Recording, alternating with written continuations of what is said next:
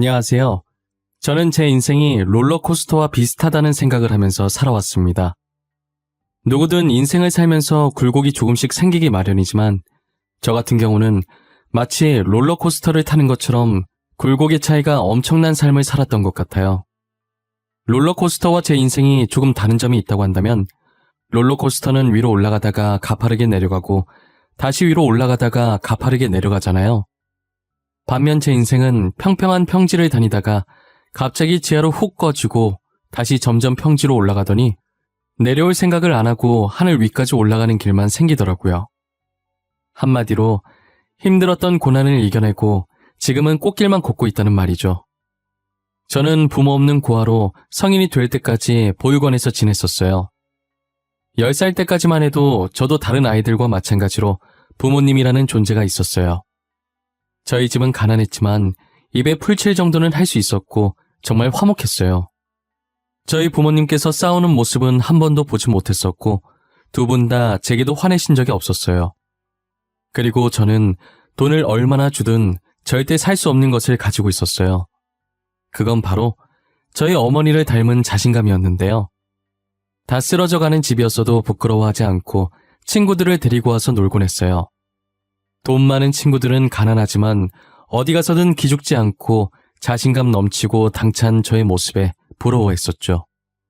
자신들은 항상 부모님들 귀에 눌려 자신감이 사라진다고 했었거든요.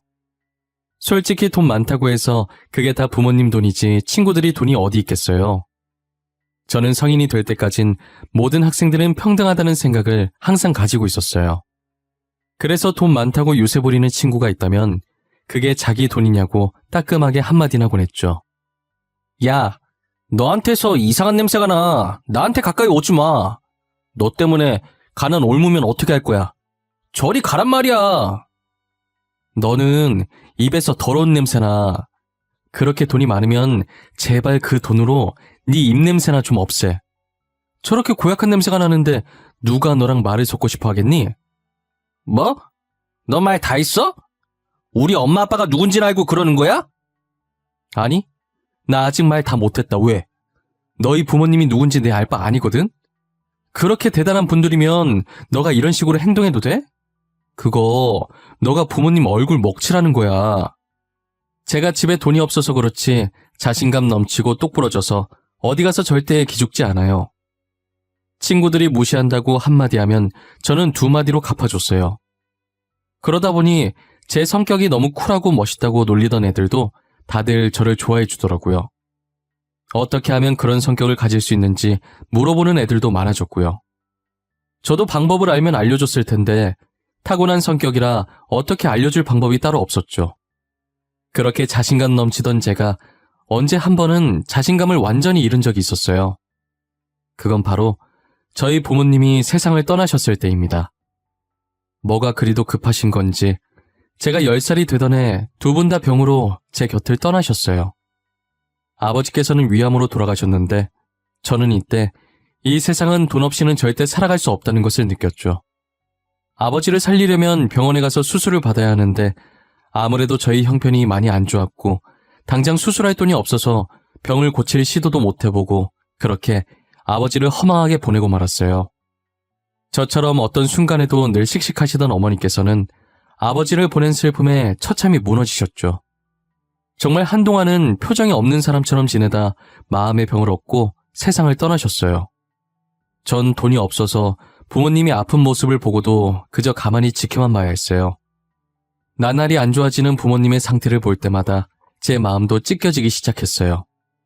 결국 부모님을 다 잃은 저는 갈 곳이 없어서 저와 비슷한 처지의 아이들이 모인 보육원에 가게 되었어요. 처음엔 더 이상 부모님이 제 곁에 없다는 걸 믿지 못했고 적응도 제대로 못했던 것 같아요. 제 전 재산은 부모님이었는데 전 재산을 잃으니 자신감도 많이 사라져 있더라고요. 그러다 보내는 이에 아무런 주소도 이름도 없이 받는 사람의 제 이름만 적힌 택배가 하나 온 거예요. 원장님이 주신 상자를 열어보니 안엔 편지가 든 봉투와 함께 옷과 필기구들이 있더라고요. 봉투 안엔 편지만 있는 줄 알았는데 현금도 들어있었어요. 편지를 읽어보는데 앞으로 자신이 저를 후원해주고 싶다는 내용이 적혀 있더라고요. 감사하다는 답장을 보내고 싶어도 익명으로 온 것이라 보낼 수 있는 방법이 없었어요. 혹시나 싶은 마음에 원장님께 물어봐도 모른다는 대답만 돌아올 뿐이었어요. 원장님, 이게 다 뭐예요? 이거 저한테 온 거 맞아요? 편지 읽어보니까 맞는 것 같긴 한데 도대체 누가 이걸 왜 저한테 주신 거예요? 글쎄, 나도 모르겠네. 보육원 입구에 누가 두고 갔길래 내가 가지고 왔는데 상자 위에 기진이 네 이름이 적혀있길래 너한테 온 것 같아서 준 것뿐이야. 그래요? 진짜 이상하다. 저 부모님 말곤 가족이 없거든요. 저한테 이런 거 줄 사람이 없는데 뭐지? 좋게 생각해. 너가 클 때까지 후원해 주시겠다잖아. 너무 착한 아이라서 너한테 천사가 왔나 보다. 하지만 매번 원장님을 통해서 돈과 옷들, 그리고 그때그때 필요할 만한 것들을 주셨죠. 저는 얼굴도 모르는 후원자께서 보내주신 옷들을 감사히 입고 돈은 필요할 때 빼곤 모조리 모았어요. 그리고 후원자가 쓴 돈이 아깝지 않게 기대에 부응하기 위해 공부를 열심히 하기 시작했어요. 사실 저는 공부에 취미가 없고 마땅히 이루고 싶은 꿈도 없었기 때문에 성적이 아주 개판이었거든요. 하지만 부모님이 돌아가시고 나서부터 의대에 가고 싶다는 생각이 들었어요. 10살 때 이런 생각을 했으니 저는 다른 아이들에 비해 이른 나이에 하고 싶은 것을 찾은 셈이죠. 솔직히 요즘 아이들은 자신의 미래인데 하고 싶은 것들을 못하고 다 부모님이 하라는 대로 하잖아요. 저는 부모님이 시켜서가 아닌 정말 진심으로 의사가 되고 싶었어요. 그래서 저처럼 돈이 없어서 치료를 받지 못하는 사람들을 도와주고 싶었어요.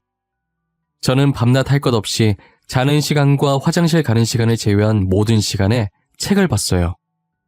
하물며 화장실에서 큰 볼일을 볼 때도 그 시간이 그냥 흘러가는 것이 아까워서 책을 가져가서 봤었죠. 그런 저에게 공부하면서 코피 흘리는 것은 예산일도 아니었어요. 미친놈 같겠지만 오히려 코피를 흘리면 공부를 많이 했다는 증거 같아서 괜스레 웃음이 나오더라고요. 당시엔 벌써 의대에 합격한 기분이고 그랬어요. 중학교, 고등학교 단 한 번도 전교 1등을 놓친 적이 없었어요. 당연히 놓칠 수 없을 정도로 공부를 열심히 하긴 했지만요. 밤샘 공부 앞에서는 값비싼 학원들도 다 소용이 없나 봐요. 기준아, 너 학원 어디 다녀? 우리 엄마가 너 학원 어디 다니는지 알아오래. 이번에 너네 학원으로 옮길 거라고. 나 학원 같은 거 안 다니는데? 당장 과자 살 돈도 없는데 어떻게 학원을 다녀? 너 중학생 때부터 나한테 돈 없다고 놀린 거 기억 안 나? 아, 그래? 그럼 너 학원도 안 다니면서 어떻게 항상 전교 1등을 하는 거야? 그냥 좋은 머리로 타고난 건가? 너 따로 문제집 같은 거 사는 거 있어? 아니, 어차피 학교 시험은 교과서에서 나올 텐데 문제집 봐서 뭐해? 그거 돈 낭비야. 나 교과서로밖에 공부 안 해. 그리고 애초에 머리가 나쁘면 비싼 학원을 다녀도 다 소용이 없는 거야. 항상 전교 1등을 하니까 친구들이 매번 저한테 학원 어디 다니냐고 물어보곤 했었어요. 그리고 저는 수능까지 잘 봐서 그토록 가고 싶어 했던 명문대 의대에 합격할 수 있었어요. 후원자분께 감사 인사를 전하고 싶은데 여전히 아는 게 없으니 보육원에서의 마지막 밤을 보내며 집에 오는 길에 산 케이크에 초를 불고 하늘에 대고 감사하다고 소리쳤어요.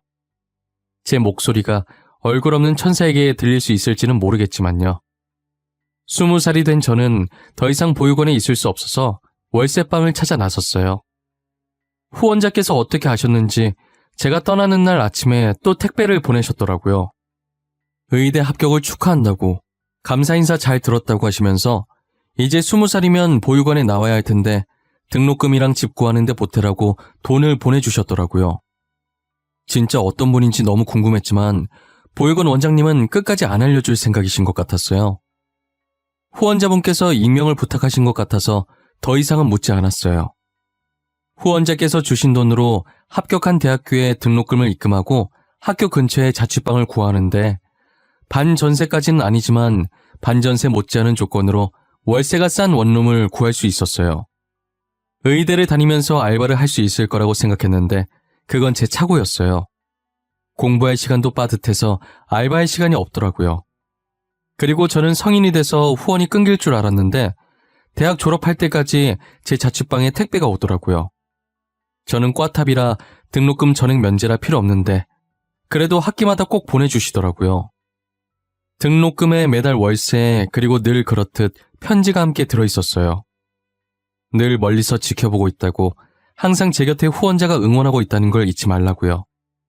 저는 힘들 때마다 그 편지를 보고 젖먹던 힘까지 다 짜냈던 것 같아요. 제게 있어서 그 편지는 부모님이자 든든한 버팀목 같았어요. 그러다 학교에서 만난 동기 한 명이 있었는데 이상하게 그 동기한테 끌리더라고요. 수수하고 화장기 없는 얼굴에 볼터치한 듯 홍조가 더해져서 그 아이와 정말 잘 어울렸어요. 저는 다 아는 문제인데 모르는 문제라며 괜히 그 아이에게 다가가서 물어보고 그랬어요. 제가 물어볼 때마다 그 아이는 별말 없이 친절하게 다 알려주더라고요. 그러다 너무 물어보니까 장난으로 그 머리로 어떻게 의대를 왔냐고 하면서요. 장난치면서 웃는데 그 아이 주변이 슬로우 모션으로 보이면서 제 머리에 종이 울리는 느낌이었어요. 첫사랑이라는 감정이 이런 느낌이라는 걸 그때 처음 알게 됐죠. 그 아이 덕분에 공부밖에 모르던 제가 처음으로 사랑이라는 감정을 느끼게 됐어요. 그 뒤로 제 눈은 그 아이를 쫓기 바빴어요. 제 마음을 알아챈 동기는 제 어깨를 툭 치고 의미심장하게 웃더라고요. 지효 뒤통수 뚫리겠다. 그만 좀 쳐다봐. 그냥 좋아한다고 고백을 하지 그러냐? 됐다. 밥이나 먹으러 가자. 이번 공강 완전 널널해. 야, 아니거든? 근데 그렇게 티가 많이 나? 다른 애들도 알아? 아, 그럼 되게 쪽팔릴 것 같은데. 다른 애들은 모르겠네. 근데 나 눈치 없는 거 알지? 내가 알 정도면 전교생 다 알 것 같은데? 그리고 누가 모르겠냐? 너 책은 안 쳐다보고 지우만 쳐다보더라. 그냥 고백을 하라니까. 괜히 고백했다가 차이고 사이만 멀어지면 어떡하냐? 나는 사이 멀어지는 거 싫어. 차라리 지금처럼 멀리서 쳐다만 보는 게 나아. 아이고 등신. 그러다가 딴 놈한테 뺏겨서 후회하지 말고 얼른 고백해. 지유, 인기 많은 거 알지? 안 꾸미고 다니는데도 미모에 빛이 나잖아. 누가 가만히 두겠냐? 어제도 누가 지유한테 고백했다던데? 처음엔 고백할 생각이 전혀 없었는데 누군가가 그 아이에게 고백했다는 말을 들으니 정말 뺏길까봐 그때부터 마음이 조급해지더라고요. 동기와 밥을 먹으면서 이런저런 말을 주고받다가 고백을 해보기로 마음을 굳혔어요. 누군가에게 고백을 해본 적이 없는지라 어떻게 고백을 해야 할지 모르겠더라고요. 친구는 일부러 거창하게 준비하지 말고 아무 생각 없이 마음 가는 대로 솔직하게 고백을 하라더라고요. 어줍지 않게 준비한 것보단 담백하게 있는 그대로의 솔직한 마음을 전하는 게 더 잘 먹힌다면서요. 저는 쉬는 시간에 수업 마치고 잠시만 시간 좀 내달라고 그 아이에게 말했어요. 그 아이는 해사하게 웃으면서 또 모르는 문제 있냐고 물어보는 거예요. 전 그 아이의 대답에 할 말 있다고 해야 하는데 바보같이 그렇다고 해버린 거죠. 제 대답에 그럴 줄 알았다는 듯이 픽 웃으면서 알겠다고 하더라고요. 그리고 그날따라 시간이 왜 이렇게 빨리 가는지 결전의 시간이 순식간에 다가왔어요.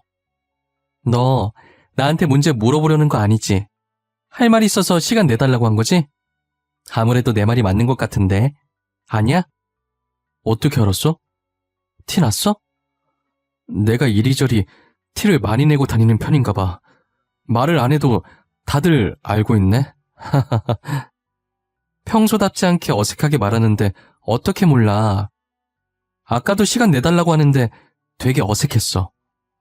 너 어디 가서 거짓말은 못하겠다. 이렇게 다 티가 나서. 그래서 나한테 할 말이 뭔데? 뭐라고 얘기해야 할지 모르겠는데 내가 갑자기 이런 말 하는 거 당황스러울 수도 있어. 그니까 내가 하고 싶은 말이 있잖아.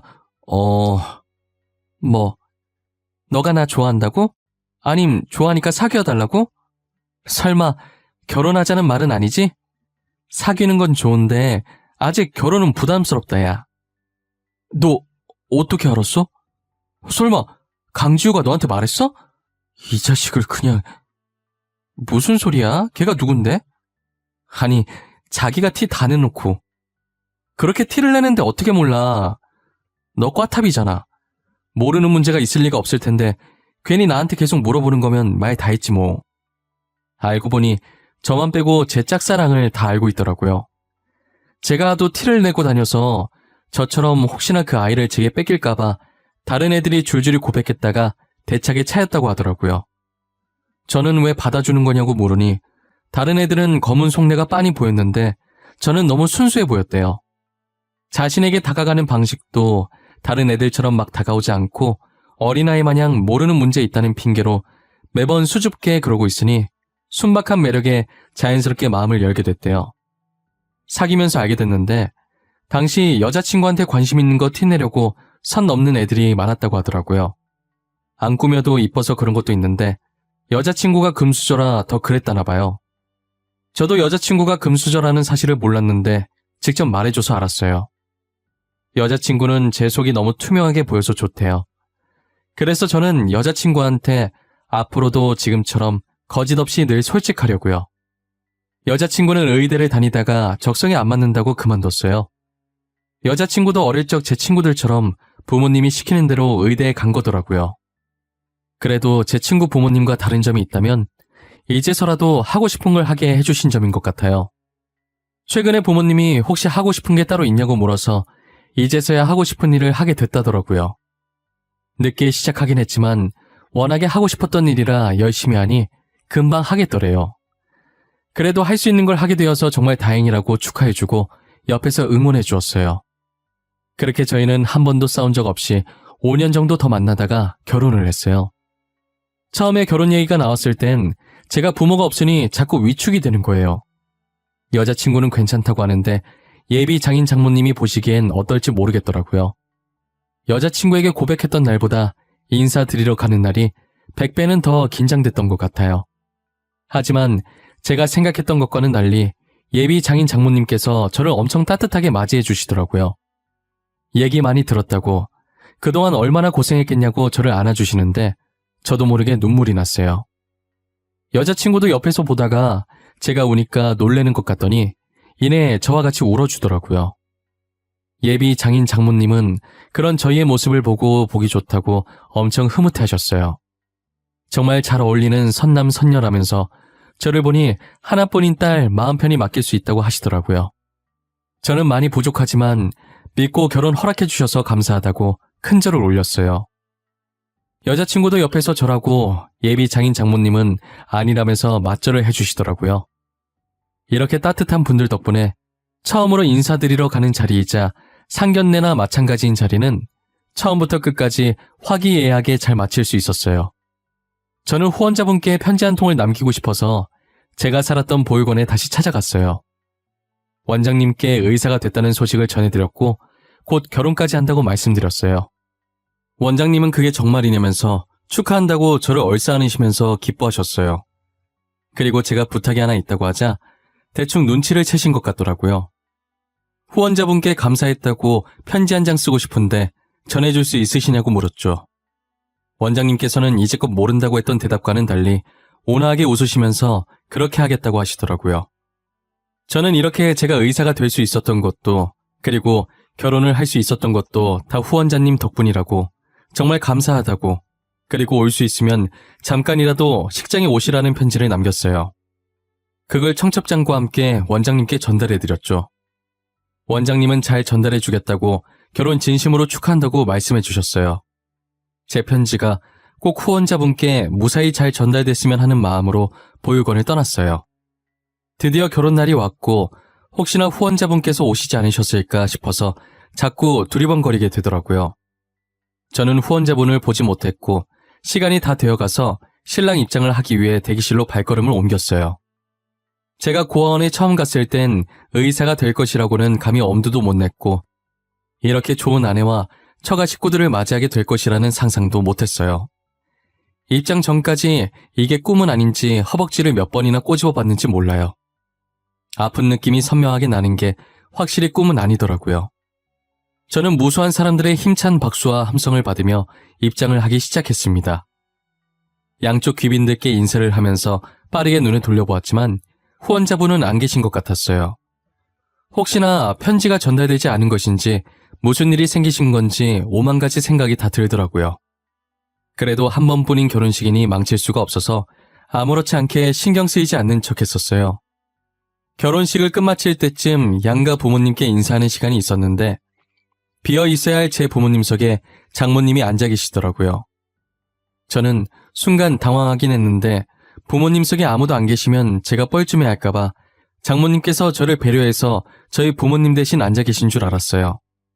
인사를 하는데 눈물이 살짝 맺히려고 할 때 장모님께서 저를 안아주시는 거예요. 그동안 고생 많았어. 부모님 안 계시다고 엇나가지 않고 잘 자라줘서 고맙다. 늘 뒤에서 응원하고 있었어. 처음으로 보내준 편지도 잘 받았고.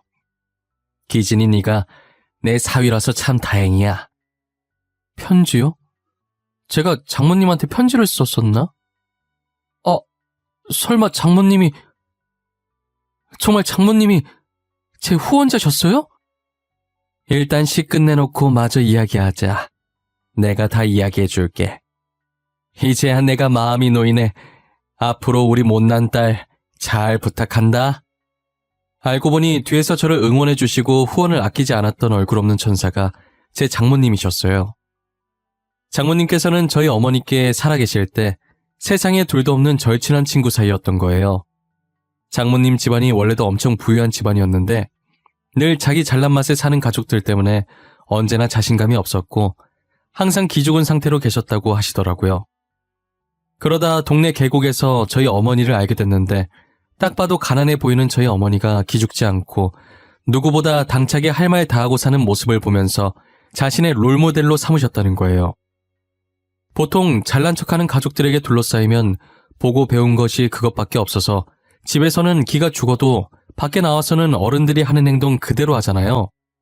저희 장모님도 어린 마음에 저희 어머니한테 가난하다고 한 소리 한 모양이었어요. 너네 집에 물 안 나와서 씻으러 여기 온 거야? 너한테 냄새나. 가난한 냄새. 그건 씻어도 절대 안 지워지는 냄새인데. 너 진짜 말 못되게 하는 재주 있구나? 나 씻으러 온 거 아니고 너처럼 그냥 놀러 온 거야. 그리고 나는 가난하긴 해도 행복해. 근데 넌 부잣집 딸 같은데 왜 그렇게 슬퍼 보여? 내가 슬퍼 보인다고? 아닌데? 나 행복하거든? 나 무지무지 행복해. 너는 가난한데 어떻게 행복해? 돈 없으면 불행한 거 아니야? 나는 그런 생각하고 있는 너가 더 불행한 것 같아. 행복의 가치는 돈으로 매길 수 없어. 당장 가진 돈은 없어도 지금 내가 행복하다는 생각이 들면 그게 진짜 행복한 거 아니야? 그래도 돈이 있어야 조금 더 행복한 거 아니야? 먹고 싶은 거나 사고 싶은 게 있어도 돈 없으면 못 사잖아. 너는 지금 먹고 싶은 거, 사고 싶은 거 다 살 수 있어? 그것도 다 부모님 돈으로 사는 거잖아. 너가 아무리 사고 싶어도 부모님이 안 주면 그만 아니야? 그럼 너나 나나 똑같은 처지네. 장모님은 그때 저희 어머니 말을 듣고 무언가로 머리를 세게 맞은 느낌이 들었다고 하시더라고요. 그동안 돈만 있으면 행복한 사람인 줄 알았는데 생각해보니 장모님께서는 전혀 행복하지 않았대요. 어차피 부모님 돈이고 장모님은 그저 부모님이 하라는 대로 하는 꼭두가시 같았다고 하시더라고요. 그날 어머니한테 쓴소리 들으시면서 많이 반성하고 배웠다고 하셨어요. 그 뒤로는 어머니 팬이 되어 어머니 뒤만 졸졸 쫓아다녔다고 하더라고요. 계속 인연을 이어가다가 어머니께서 이제 더 이상 살 날이 얼마 안 남았을 때 장모님을 찾아왔었대요. 자기마저 떠나면 저 혼자 남게 된다고, 염치 없지만 혼자 남을 어린 저를 부탁한다고요. 부탁할 사람이 없어서 왔다고 우시는 모습에 장모님도 따라서 많이 우셨다고 하셨어요. 장모님께서도 어머니가 떠나신 후로 저 못지않게 많이 힘들어하셨던 것 같았어요. 장모님은 어머니의 부탁을 들어주기 위해 제가 보육원에 들어가는 순간부터 원장님께 비밀 지켜달라고 하고 뒤에서 몰래 후원해 주시고 계셨던 거죠. 그리고 저를 사위로 맞이하고 싶어서 아내에게 일부러 의대에 가라고 집착하셨다더라고요. 저와 아내가 대학을 다니면서 자연스럽게 만나게 해주려고 그랬던 것이었어요. 저는 농담 삼아 저희가 운 좋게 만나서 다행이지 각자 다른 짝 생겼으면 어떡할 뻔했냐고 하니까 그런 생각은 안 해봤다고 무서운 말 하지 말라면서 제 어깨를 안 아프게 살짝 치셨어요. 그러시더니 정말 제 말처럼 그런 상황이 왔다면 정말 끔찍할 것 같다고 하시더라고요. 치를 떠시는 장모님을 보고 웃으면서 그래도 이렇게 만나서 다행이라고 앞으로 사위 노릇 잘할 테니 꼭 저희 곁에 오래오래 살아달라고 하면서 살짝 안아드렸어요. 저희 이야기를 듣고 장인 어른께서는 흐뭇하게 쳐다보고 계셨고 아내는 눈물을 흘리고 있었어요. 제가 이렇게 의사가 되고 좋은 가족들을 만나게 된 건 다 장모님 덕분이라고 생각했는데 알고 보니 험난 세상 속에서 혼자서 꿋꿋하게 잘 버텨준 어린 아들에게 주는 어머니의 선물이셨던 것 같아요. 저는 그동안 장모님과 어머님께 많은 사랑을 받은 만큼 다른 사람들에게도 베풀기로 마음먹었어요. 결혼한 지 2년쯤 지났을 때 장인 장모님께서 제 개인 병원을 하나 차려주셨었어요. 그래서 평일엔 병원 일을 하고 주말엔 보육원에 가서 봉사 차원에서 무료 치료를 해주었죠. 장인 장모님도 만족해 하시고 아내도 의대 출신이라 저를 따라서 보조해주며 도와주고 있어요. 전국까지는 아니지만 제가 살고 있는 지역의 여러 보육원에 가서 여전히 봉사를 하며 잘 지내고 있어요. 그리고 저희 부모님처럼 생계가 어려워 치료를 못 받는 분들이 계시면 찾아가 봉사를 해드릴 예정이에요. 이제껏 부모님이 일찍 돌아가셔서 그동안 사랑을 못 받고 자랐다고 생각했었는데 그건 제 착각이었어요. 늘 제 곁엔 친부모님과도 같으신 장인 장모님이 계셨고 보육원 원장님도 계셨고 그리고 어떤 값진 것들과도 바꿀 수 없는 사랑스러운 아내가 있었죠. 저는 그분들이 제게 주신 사랑을 평생 동안 절대 잊지 않으려고 해요. 그동안 힘든 시간이 많았지만 끝까지 포기하지 않고 달려왔더니 이런 행복한 순간들이 저를 찾아오네요.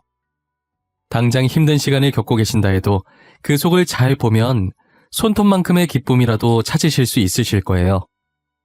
만약 찾으셨다면 힘듦에 잠식되지 말고 손톱만큼의 기쁨에 취해 계시길 바랄게요. 그렇다면 언젠가는 힘듦은 사라지고 기쁨만 남게 될 거예요. 이 글을 쓰다 보니 하늘에서 저를 지켜보고 계실 저희 부모님이 생각나네요. 어떤 표정으로 지켜보고 계실지 모르겠지만 부디 제게 수고했다고 말씀해 주셨으면 좋겠어요. 정말 수고 많았다고, 이제 더 이상 걱정이 안 된다고, 앞으로는 행복할 일만 남았다고 말이에요. 그리고 이뤄질 수 있을지 모르겠지만 늘 제가 생일에 촛불 불면서 비는 소원이 있는데 다음엔 꼭 저의 자식으로 다시 만날 수 있었으면 좋겠어요. 그땐 10년이라는 짧은 시간 말고 몇십 년 동안 길게 볼 수 있었으면 해요. 여러분들 부모님께서는 아직 여러분들 곁에 계시나요? 그렇다면 오글거리시겠지만 하루에 한 번 정도 부모님께 사랑한다는 말을 해주면 어떨까요? 지금 당장은 입에 안 붙고 힘들어도 나중엔 자연스럽게 부모님을 사랑한다고 말할 수 있을 거예요. 티는 안 내셔도 부모님이 여러분들의 사랑을 기다리고 있을 수도 있잖아요. 저의 이야기는 여기까지입니다. 제 이야기를 들어주신 모든 분들께 감사드리고 시국이 시국이니만큼 늘 몸조심하시길 바랍니다.